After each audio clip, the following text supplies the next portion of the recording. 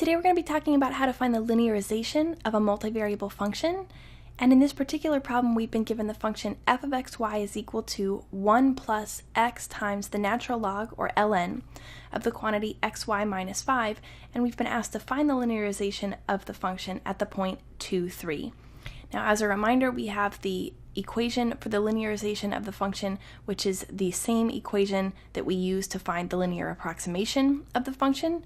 And notice that all we really need to do in this formula, all this formula asks for, is the partial derivative of f with respect to x and the partial derivative of f with respect to y, evaluated at the point AB. So this right here is the partial derivative of f with respect to y at the point AB, and the partial derivative of f with respect to y at the point AB. So we plug those in.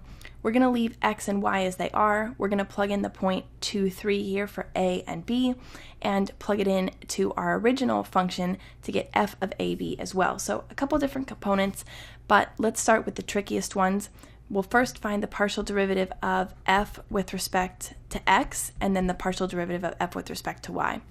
With respect to x, the derivative of 1 will just be 0 because 1 is a constant and the derivative of any constant is 0.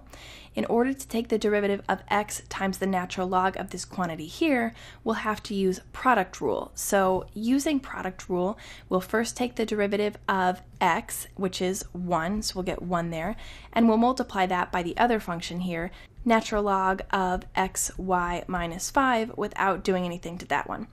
Then we'll add to that the opposite situation. We'll leave x as it is this time, so x.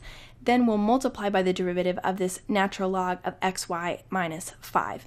To take the derivative of that, we'll have to use chain rule. Our outside function is natural log of some quantity here. The inside function is this quantity xy minus 5.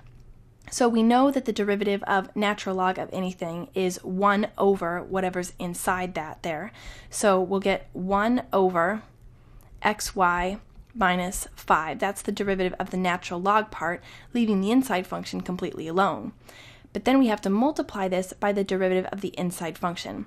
Well, the derivative of xy minus 5 with respect to x is just y, because this xy term here, the y acts as a coefficient on this first degree x term, and so the derivative there is y.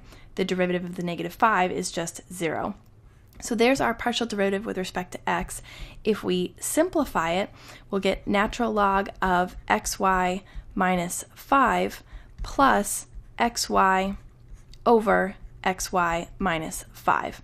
Now we need to go ahead and evaluate that at the point 2, 3. So what we'll say is the partial derivative of f with respect to x at the point 2, 3 is going to be equal to natural log of x times y, so 2 times 3, which is 6, minus 5, plus 2 times 3, or 6, over 6 minus 5. When we simplify here, we'll get natural log of 1, which is just 0, so that's going to go away, and we'll get 6 over 1, or just 6. So that's our value there for the partial derivative of f with respect to x at the point 2, 3. Now, if we take the partial derivative of f with respect to y of our same function up here, again, the derivative of 1 will be 0. The derivative of x times natural log of this quantity, we won't have to use product rule to find it because we're treating x now as a constant. So this x is just acting as a constant on this natural log term here. So what we'll get is first take the partial derivative of natural log, leaving the inside completely alone. We're applying chain rule here.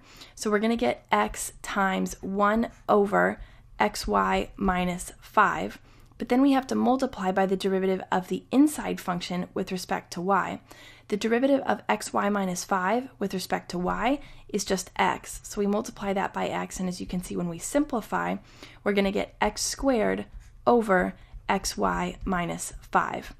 When we plug in our point 2, 3, we get the partial derivative of f with respect to y at the point 2, 3.